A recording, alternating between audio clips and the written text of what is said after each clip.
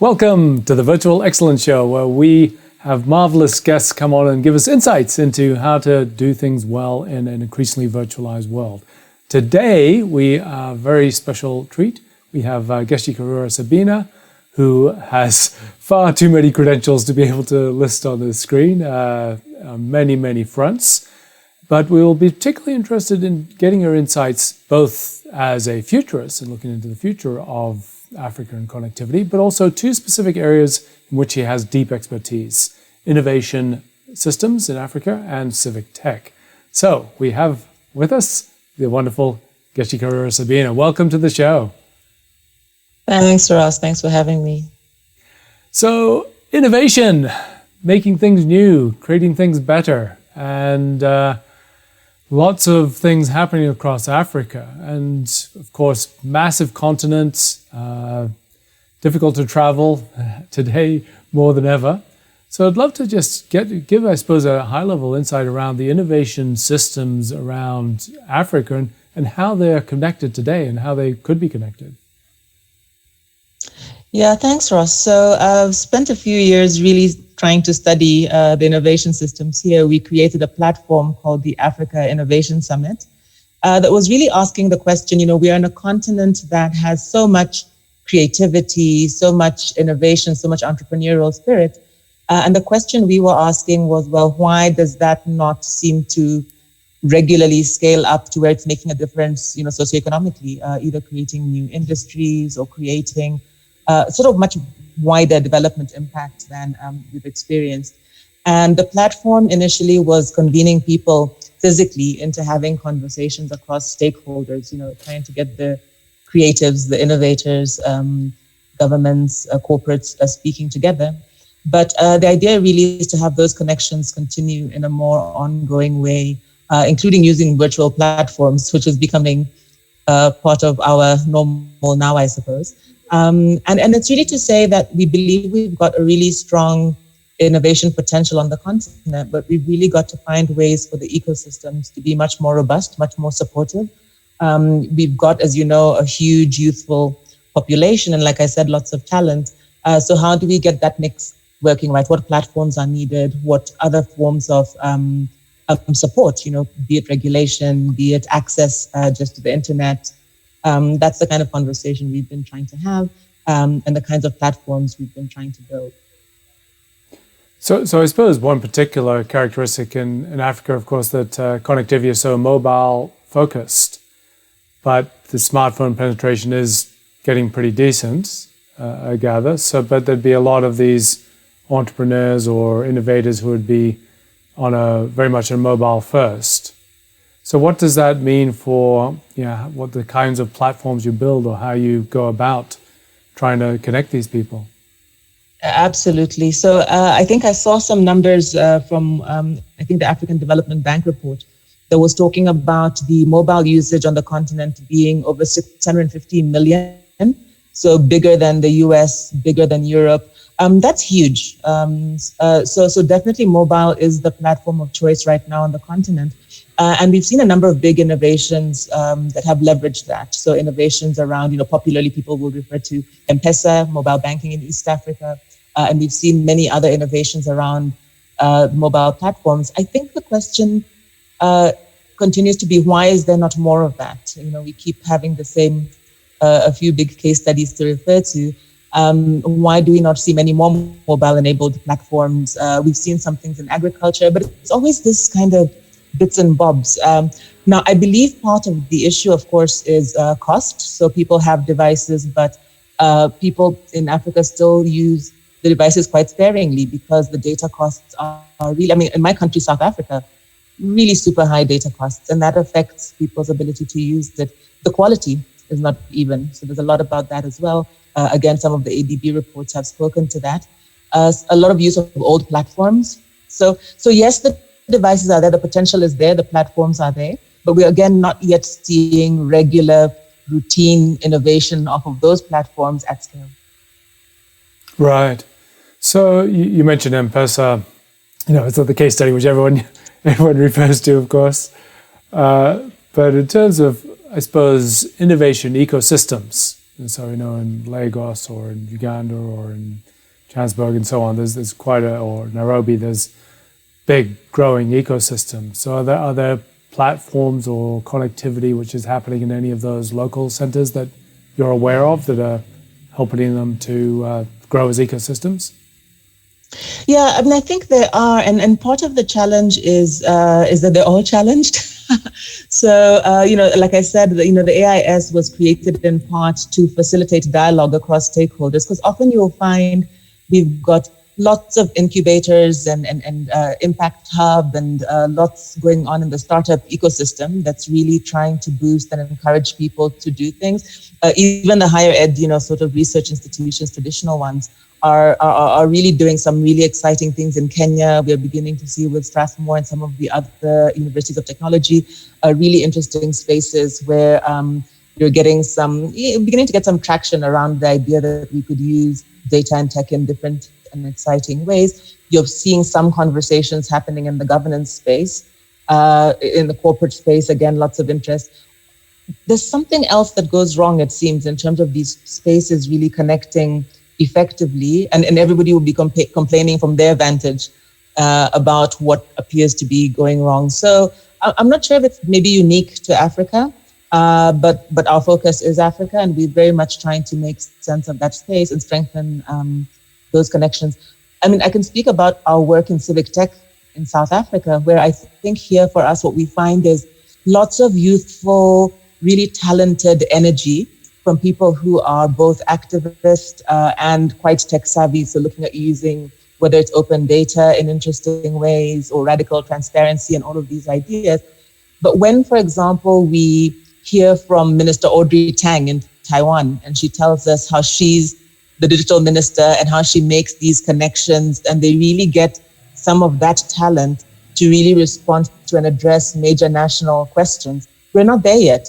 We've still got a situation where the officials will either not be aware that capacity is out there, or even where they are aware, they'll feel the systems don't allow or enable them to connect beneficially or to procure the talent or systems. And so all of these little breakdowns just mean that we're not able perhaps to quite optimize, even though the elements are there.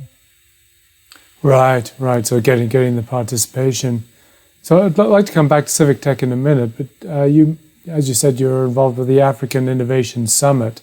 Love to hear about that and what's that enabling, and I suppose whether that's the degree to which that's physical or virtually people getting together.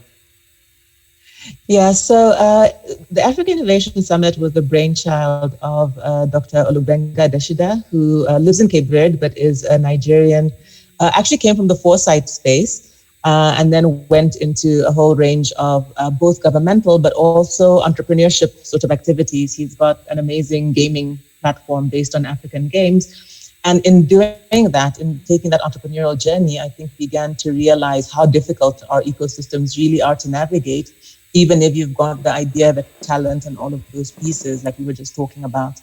So he teamed up with Jose Brito, who's a former minister out of Cape Verde, where Olubenga now lives, and they began this idea of this multi-dialogue platform. We had an amazing first conference in Cape Verde back in, I think it was 2014, perhaps. We had the second conference convening about 3 or 4 years later. It went from 300 people to 3,000 people attending from all over the continent across these stakeholder groups. We're supposed to have had our third convening this year. It might have been 30,000 people. I don't know, but the interest is huge. So the second conference was held in Kigali in Rwanda, which obviously is quite reputed for being very tech forward in many ways. They had the first University of AI. The president's been very, progressive in the sense of driving for clever and localized uses of tech. And really what that platform's been trying to do, probably more virtually than physically. The physical is important because, we're Africans, we're oral, we need to see and touch and feel each other and speak, and dialogue is really important. But obviously there are major costs and other reasons why that can't be the only way we engage. And one of the things I know has been Olubenga's vision, beyond just the idea of having the dialogue, is this idea that we need to create and support endogenously these ecosystems. So how do we build, for example, a massive innovation fund?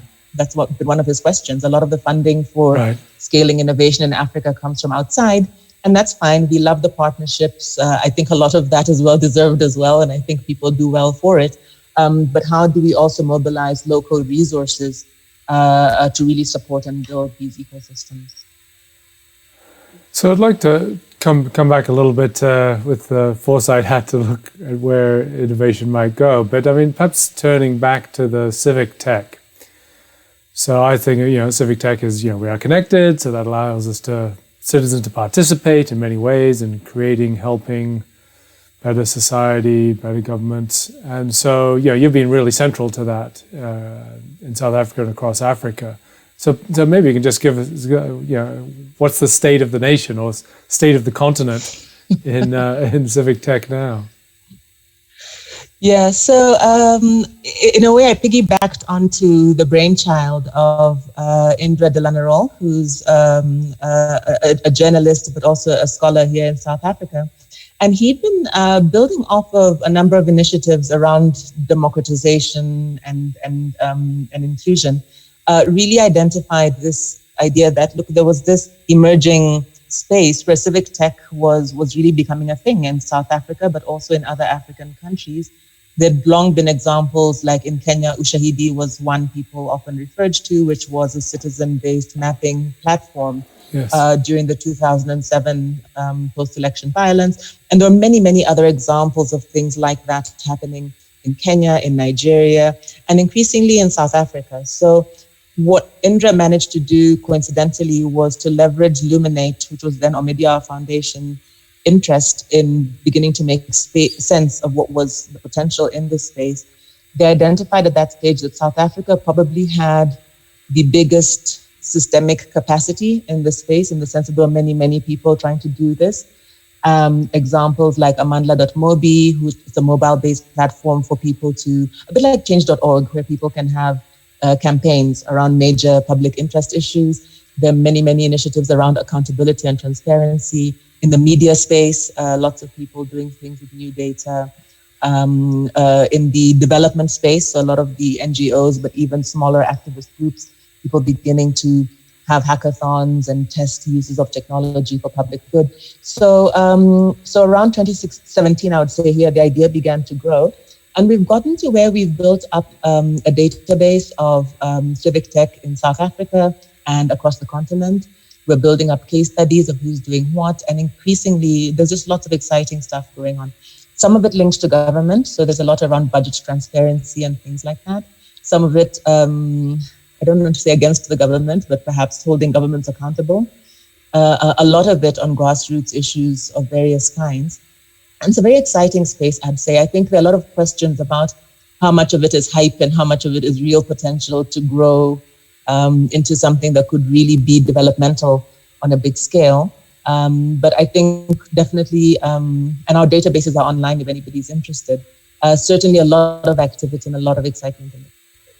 Yes, I was just about to ask you, how do people find the database of the civic tech initiatives?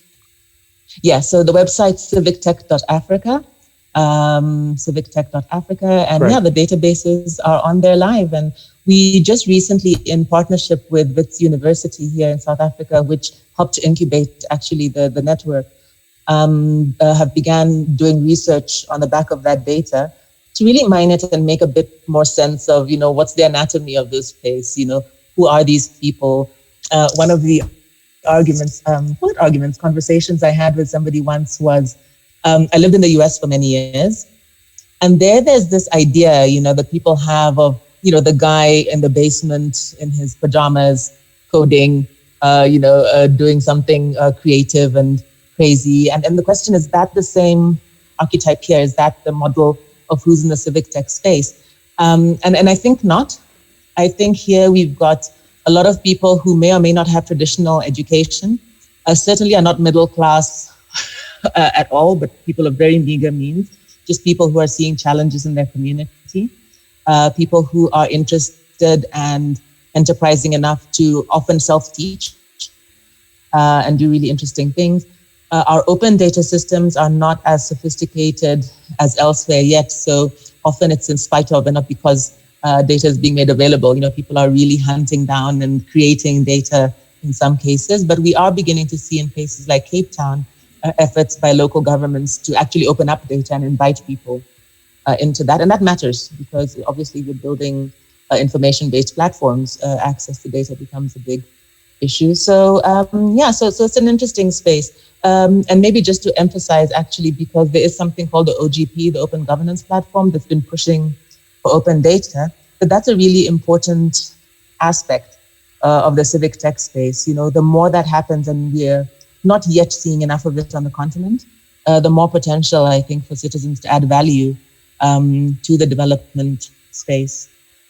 Yes, absolutely. I want to come back to that, but just earlier you mentioned Ushahidi, and just one example of where it was subsequently used was in Australia in the Queensland floods, some years after the original Ushahidi was created, and so this was seen to be a wonderful tool. And this raised the idea of what some people call reverse innovation, often characterized as frugal innovation, which comes from countries where which is not Silicon Valley and have fewer resources, but create innovation which then percolates back to highly developed countries. So Ushahidi is a great example. I mean, M-Pesa has actually, of course, gone into other regions as well. I mean, are there any other things in civic tech or more generally in innovation which are ones which have come to Africa and have gone to the rest of the world from there? So I suspect so, but actually what I'd like to comment on is a slightly different phenomenon, which I've had mixed feelings about, which is the idea, so frugality, it's actually ironic that frugal innovation becomes a focus because, I guess there is the old adage, necessity is the mother of invention. But in the tech space, obviously, I don't think people have thought of Africa or impoverished contexts as being where innovation would come from. But increasingly, we're seeing that. And one of the things that, like I said, I've questioned a little bit in our context has been where we've seen, the finance sector, for example, especially off of things like M-Pesa and some of these mobile platform innovations, actually going into poorer communities and looking at how people, users or young techies might already be innovating and doing things and looking at how to maybe formalize those and take those up into the corporate space. And my mixed feelings about that have been, is this good? And I think sometimes it is, if it's broadening access in a useful way. Sometimes I'm a bit critical because sometimes I do feel like it's a form of extraction that doesn't always benefit the inventors or the innovators, or suddenly adds cost to something that was free when people were hacking it. Now it's formalized and corporatized and sold back to you. And so I once joked about initiatives called Making Markets Work for the Poor. And I asked, is that what they're doing, or are they making markets of the poor? And sort of innovation prospecting as the new thing. For a long time, we've talked about bioprospecting in Africa. Right. Is innovation prospecting a thing? And like I said, I have mixed feelings about it because sometimes there isn't the wherewithal in those contexts to actually make these things work at scale. I just wish, I guess, we had models that were a little bit more inclusive and a little bit more equitable in terms of who makes out well from the innovation. Yes, and that I think is particularly pertinent issue in Africa, and there's plenty of venture capitalists going to Lagos and Nairobi and so on, and looking for the latest hot things, and there's some really hot things there. But it's, as you say, that you don't want it to be just the capital wins, not the entrepreneurs. So going back to the open data frame. So yes, the more data, government data is data of the people, and opening that up allows innovation to be able to create value for other people. But I think there's also a layer in terms of the government as platform. How do you then shift the government to be the platform where it is the people who are doing it for themselves, the government simply enables that, or even the people enable that for themselves? So you're trying to cut out the government as taxing and delivering services to far more efficient ways. Are you seeing these kinds of initiatives? Is government as a platform really something which is on the agenda across African nations as it is in UK and US or New Zealand or so on, or is this not so much a thing yet? I think it's the intention. I mean, in this regard, I'd better stick to South Africa because I'm not living in the other countries right now. But I think that is the idea. In some of these fields, I just feel like government's a little bit behind the game and trying to figure itself out. And that's complicated for several institutional, political, and other reasons. But I think we're getting there slowly. You know, I've mentioned that cities like Cape Town, Johannesburg, Durban here, are really coming up and trying to come up, I think, with creative ways for government to engage differently with citizens. I think slowly but surely. So there's still a lot around digitizing governance itself, or government itself. And then I guess trying to also figure out the interfaces with citizens. I think in South Africa, there are also some particular circumstances that do tend to slow the pace of this, because there has for a long time been this idea that, as a fairly recently independent country, that it's the job of government to deliver to the people because that's what we fought for. And I think it's taken a while for there to be this realization that doesn't mean doing everything, that does mean, as you say, being this enabling platform for people to do. Of course, when you have a society as unequal as ours, that's another layer of complexity, because opening up the platform means that those who have the wherewithal can probably mobilize quite quickly and see how to beneficially use that. Not everybody has that access. So the journey, I think, to equalizing access probably has also been a major consideration. So it's complicated, but I think that is the plan. So I'd like to sort of round out by putting on your foresight hat. And I suppose, first of all, looking at civic tech, I suppose, in what are the things which you think need to happen in order to enable the potential of civic tech in Africa? What do you want to see? What are you lobbying for to try to make civic tech more of an enabler of value for African citizens? Yeah, so I think we need attention on all fronts. I think at the level of communities themselves, just really lobbying for a lot of excitement, a lot of seeing the potential in this space, a lot of seeing that you don't have to wait for people to do this, but you can actually do or get behind really interesting local solutions and local creatives and local innovators. So I think just wanting to see a lot more learning and energy continuing to grow in that space. In the government space, like I mentioned, I think it is the plan, but I'd like to see just people in that space, officials, civil servants who are a lot more innovative themselves and perhaps take a lot more responsibility for opening up space and for seeing potential and for taking perhaps responsibility for what they are allowing or disabling. One of the things I sometimes say is, well, if you can't help, then at least get out of the way. So at least address the impediments to people doing things that aren't particularly damaging, but could really have marked potential. I'd love to see the corporate space, I think, be much more inclusive and much more open to radically new business models and ways of doing things. I think we have too much traditional and extractive in that space, and there's so much more potential in the language of shared and solidarity economies. We're seeing some of that coming out of other places. Africa is where it really ought to start because that's the culture. But I think we're still embedded, I think, in some fairly old logics about how the business world works. So I'd love to see changes there. I really just want to see this robust ecosystem where we're all trying to do stuff that's interesting, that's creative, that's new, that's solving the issues we see all around us. And yeah, if everybody just saw themselves in that space as an enabler, I think we could be really doing some very cool stuff. And so finally turning to the future of innovation across Africa. And so I'd like to put on your potential or positive, what is possible? So acknowledging the challenges, but also looking at the opportunities. What is the potential for the innovation systems you're seeing in Africa and what they could become? Unequivocally, the potential is all of these young, great, amazing people that we've got across the continent that have so many ideas, that have so much energy. The tech is almost, they can use the tech. That's really not the issue. But I think just creating the space for them, giving them room at the table, looking at how we resource that.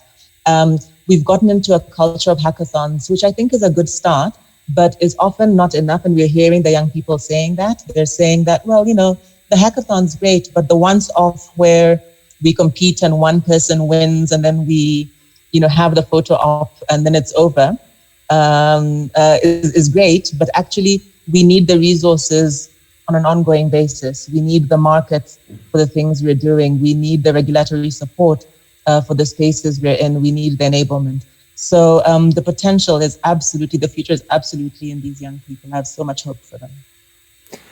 Well, I'd love to see that happen in terms of the potential of Africa. I mean, Africa is still the growing continent, still where there's so much potential, and we would hope that so much of it comes from innovation and doing new things and leading the world and providing opportunities that other continents and nations can follow as the youngest, most dynamic continent on the planet. So I'd love to keep in touch and maybe get some more of your insights down the track. But thank you so much for your time, Geci. It's a real honor and pleasure. And thanks, Ross. Thanks for having me. And thanks so much for all the work you do. Thank you. So we've learned all about African innovation systems and civic tech, so much potential through all of the virtual tools that we have. So if you'd like the show, please like it. If you have any comments, please engage below and engage in conversation with me and our guests and others. And if you like to hear more about this kind of thing, please subscribe to the show on YouTube. Thanks so much and have a marvelous rest of your day.